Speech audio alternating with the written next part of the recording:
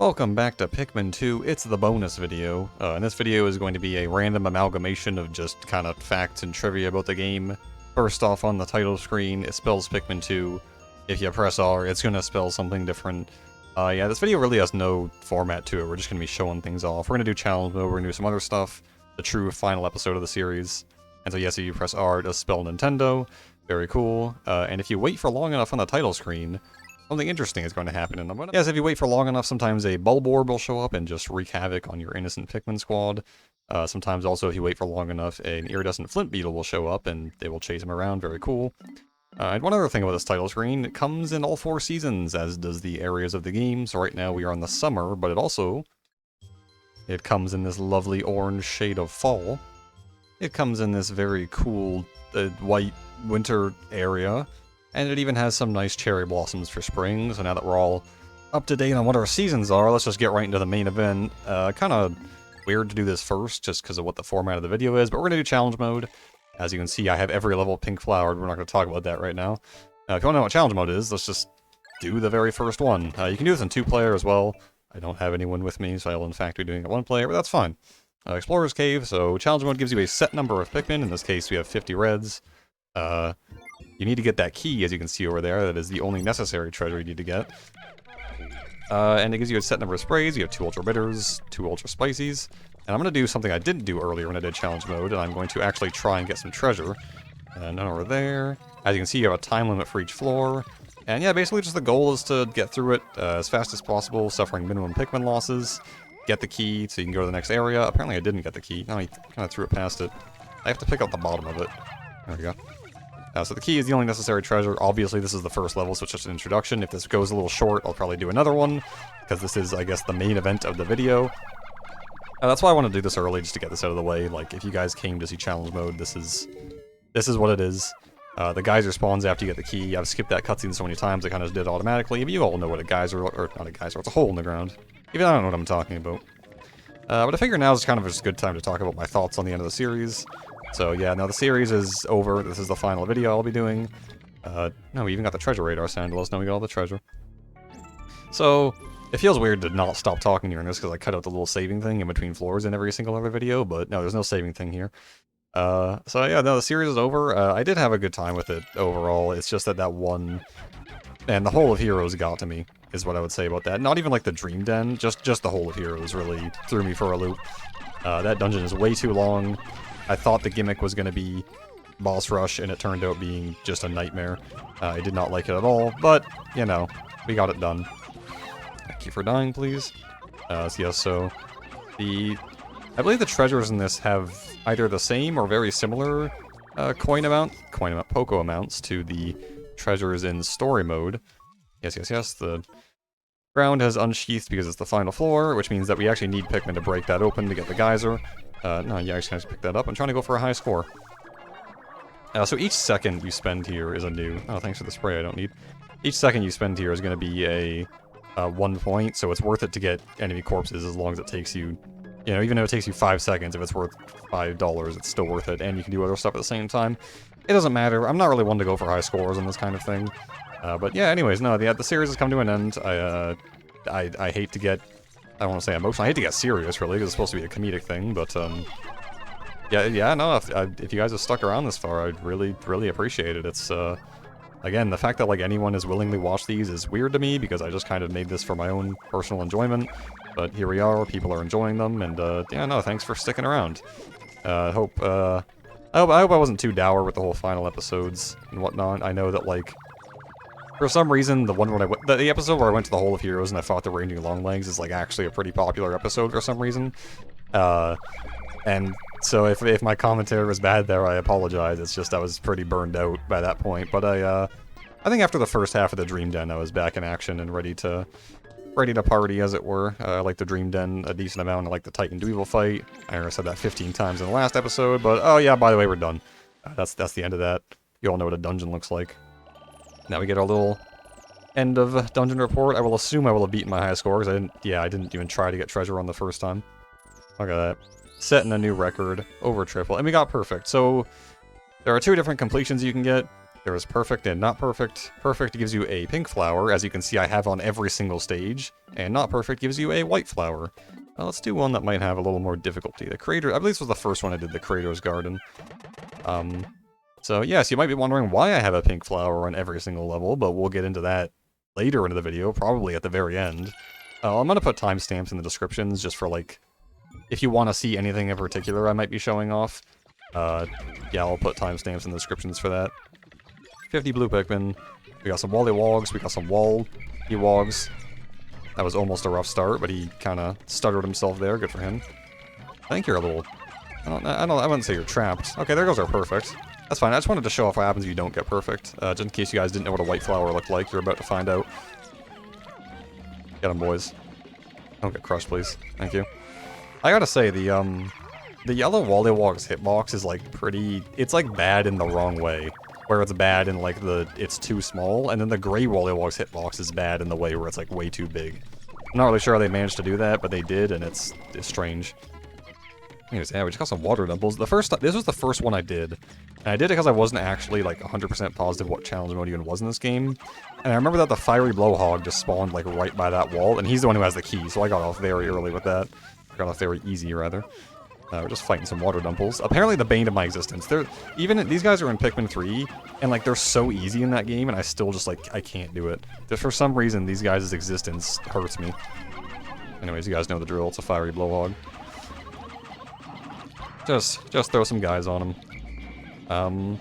Yeah, no, end of the series. It's, I'd like to say it's emotional, but, like, I am going to do Pikmin 3 at some point. It's just a matter of when I feel like it. I believe the break I took from Pikmin 1 to 2 was, like, 5 days, I think. It's probably gonna be longer for this. I might have to take, like, a week or two off, just because... I mean, this series has been over 3 times as long as Pikmin 1. Not just in the sense of, like, video length. I mean, mainly in the sense of... Excuse me, eat my Pikmin. Mainly in the sense of, like, amount of videos. I had to do... Like, this series has been, what, like, 32 videos? Pikmin 1 was 13. And then you factor in video length, you factor in the fact that I actually had to, like, spend time editing. I only edited one video in the entirety of the Pikmin 1 series, and that was the episode 8, where I had to cut out, like, a minute of footage, and that was it. But in this one, I had to cut out footage, I had to add transitions, I had to do all sorts of stuff. I had to figure out when to end episodes, and that was kind of awkward sometimes, but, you know, it's not nearly as awkward as, a commentary can be sometimes. You know what, let's wait until that corpse gets back.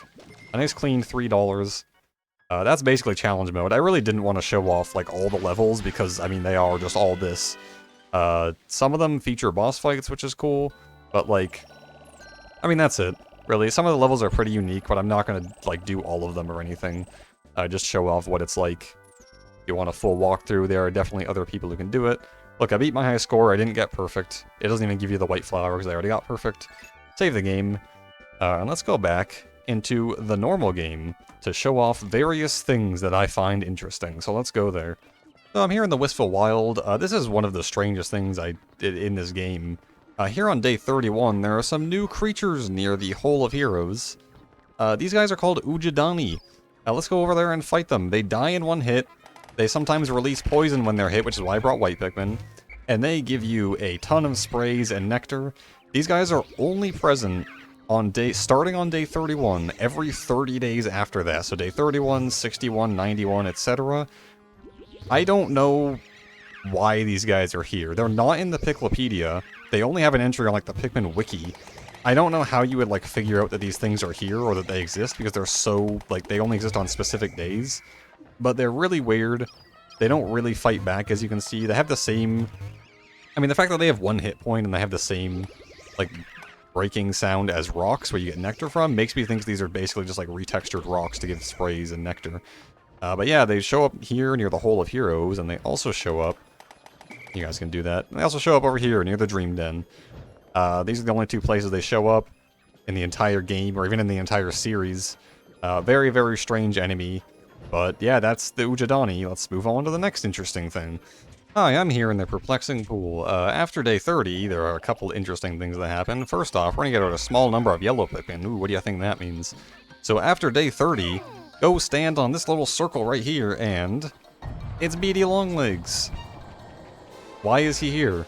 I mean, I'm not gonna, like, complain because it's Beady Longlegs and he's pretty cool, but, like, again, it's just kind of a weird thing that I'm not really sure. Like, I'm glad he's here, again. It's a fun little secret, but it's just kind of, it's strange. There are a lot of strange mysteries in this game. You know what, I'm just giving him another chance to kill, like, a Pikmin in this playthrough. He killed quite a few in Pikmin 1, but he's starting to smoke and wither. I don't think he's gonna get any in this playthrough. Maybe in Pikmin 3, buddy. There he goes. And when you kill Beady Longlegs, he drops just a whole bunch of 1 pellet. I think that's 20 different 1 pellets, which is interesting. Now, there's actually one different thing that I almost forgot about. I'm gonna get some purple Pikmin real quick. Over on the other side of this bridge, there he is. There's a spotty Bulbear here. That's kind of interesting, right? He's got a little pack of Bulbears with him, and we're just gonna kill him as is usual. And when you kill him, he drops a 10 pellet. So that's interesting. Like I said, these are going to get steadily less interesting as we go on, so I'll see you guys at the next one. Blue Pikmin in this game actually have a bit of an ability that I knew about it, but I never really got to show it off. You guys just want so much airtime, don't you? You greedy He's going to get one. That's fine, I'm reloading this save anyway, so it doesn't matter. Yes, if you have Blue Pikmin in the water, and one of your Pikmin accidentally starts to drown, not over there. But if you have Blue Pikmin in the water, one of your Pikmin starts to drown, Blue Pikmin can, as you're about to see, they can throw them back onto shore, which is interesting. Like, I mean, throw a few, they will all lifeguard them back to safety. Yeah, I never really got the chance to show that off in the Let's Play, but it's a pretty cool little ability. Alright, on to the next thing. If you're insane like me and you want to come all the way down to the final floor of the Hole of Heroes again and refight Raging Longlegs, yes, I did spend my limited time on this Earth doing this, he drops a different reward if you got robbed from him the first time. I say reward, that is in heavy quotations, just trust me. What does he drop when you beat him the second time? He drops a whole bunch of Matites. I believe there are 30 of them. Again, someone had to program this. I'm not sure why he drops something different and Beady Longlegs doesn't on a refight, but it's a little oddity I wanted to show off, so there you go. That's what happens if you want to refight Raging Longlegs. I've already mentioned that the Pikmin sing a little song if there are no treasures in the area, but the Pikmin actually sing a unique song if you get exactly 20 of every type. Let's try and have a listen here.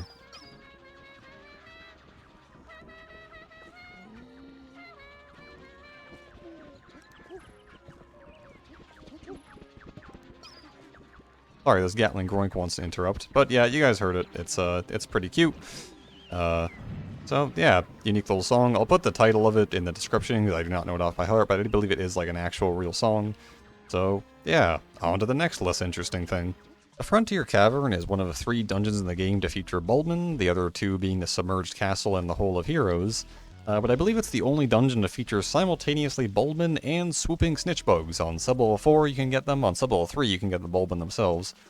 Which I believe this is the only opportunity in the game you have to see Bulbmin planted in the ground. As you can see, they are just like Pikmin sprouts but colored orange, which means if you wait for long enough, you can see something moderately interesting. Yes, if you wait for long enough, eventually they will mature into bulbs, which means I believe this is the only time in the game you can get bulbed Bulbmin, because obviously they've started as leaves, and then they drink nectar, they turn into flowers, but you don't really ever get to see them as bulbs. So, yeah, they have a unique sprite, that's what they look like, and yes, this is what I spend my free time doing. So, on to the next thing. So, as we sit here on the world map, there are a few other things I'd like to show off. This is going to be a purely visual element. I took some screenshots of some interesting emails I found. There aren't that many. I mean, you can find a full list of them on the Pikmin wiki. But these are the ones that I thought were worth showing off. First off, there's one from Olimar's son, where he mentions that Olimar has a dog named Bulby. So this would be where the name Bulborb comes from, if you're interested. Olimar named the Bulborbs after his pet dog. And then there are 2 here from Louie's grandmother. You can pause the video to read them. I will not keep them on screen long enough to read, I think. But there are 2 here from Louie's grandmother that give a bit of a backstory to his character, which is that he was forced to play outside as a kid, and he ate bugs and plants, and he always had kind of a special connection with insects, which is interesting. And then speaking of Louie, there's 2 more here from the President. Very early on in the game, you can get these 2 emails from the President that mention that Louie's travels with the golden Pikpit carrots at the start of the game, the path he took was always a safe one, and that the President has been in the shipping business for 50 years and he's never even heard of ravenous space bunnies. Which is interesting. Perhaps a bit of foreshadowing? Well, yes, because this is probably the final thing I'll be pointing out in this video. Louie is a cold-blooded psychopath. I will elaborate. Let's go into the treasures real quick. This is actually something I don't think I ever did, but yes, there are treasures. There are 201 of these in the game. Each one has a sales pitch for the Cupid's Grenade. Fate's tapestry has unraveled. Tomorrow weeps. Romance has fallen. Love is madness. To mend the rift between two crossed lovers, this is the ultimate weapon in Cupid's arsenal. And there's also Olimar's journal. What a perplexing plant. It appears to be carrying two different types of berries. They must be a rare species of fruit. Both have odd traits. One seems to be a suppressant, while the other is a stimulant. It's not easy to tell which is which. I'd better be careful with them. I should also warn Louie, or else he may try to bake these berries into a pie. And as you can see, one of the treasures is Louie, the king of bugs. So, when I said Louie is a psychopath, let's read Olimar's journal on this. Louie's back. Somehow he survived a horrific ordeal with a freakishly large, weapon-wielding Titan Dweevil. I entered a hole with an army of ferocious Pikmin, grimly determined to save Louie from the Titan Dweevil, but it seems that he was perfectly fine all along. I can't understand how he managed to avoid being eaten. He's always had an unusually close connection with insects, and I know he loves to cook them. Maybe he wasn't kidnapped after all. Could he have been controlling that beast all along? No, that's craziness. Although, he does insist now that we address him by his proper title, the King of Bugs. So Louie has a very special connection with insects, and the president doubts his story about the ravenous space bunnies that ate the golden Pikmin carrots that launched us into debt. But, you know, it's not like there's some kind of video evidence that maybe Louie was up to some malpractice on the company's part, right? Or is there? As a matter of fact, if you are wondering why I decided to beat every level in challenge mode, there's actually a hidden little secret in this game. If you beat every single level, all 30 challenge mode levels, without losing a single Pikmin, you unlock a different cutscene. And I just want to sit on the screen to let you guys know that yes, I could have cheated. And yes, I could have just used someone else's footage to see this cutscene. But I didn't. I, in fact, did all of these levels legitimately. It took hours off my life, and I just want you guys to appreciate the things I do for this channel. Anyways, we're going to go into bonuses. I think we're going to end off this bonus video by looking at what Louie's dark secret might be. What kind of horrors lurk in this man's head? Well, we're about to find out. What is Louie's dark secret? The president entrusted Louie with the golden Pikmin carrots. I remember it well, it was in the opening cutscene. But Louie couldn't suppress his powerful hunger. And he ate every last one. Then he falsified his report to the president, who just believed him for some reason, which led to Hawkatate Freight accruing an insurmountable debt.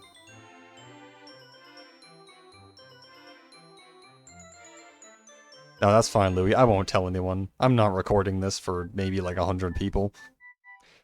So yes, not only was Louie responsible for the debt at the start of the game, he is maybe responsible for the Titan Dweevil attacking us and trying to murder us at the end of the game. Very interesting. So anyways, I think that wraps up the bonus video. And maybe you think it's a bit anticlimactic, but I mean, we're doing Pikmin 3 eventually. This is not like the end of Pikmin, it's not the end of the channel. There's no reason to cry. Yeah, no, I think I showed off everything I wanted to. So, this is the end of Pikmin 2 as a series, as this Bulborb devours these helpless Pikmin. I hope you all have a good day. I hope you all have good days until I decide to upload Pikmin 3, whenever that will be. And yeah, I'll see you guys when that series starts, so have a good one.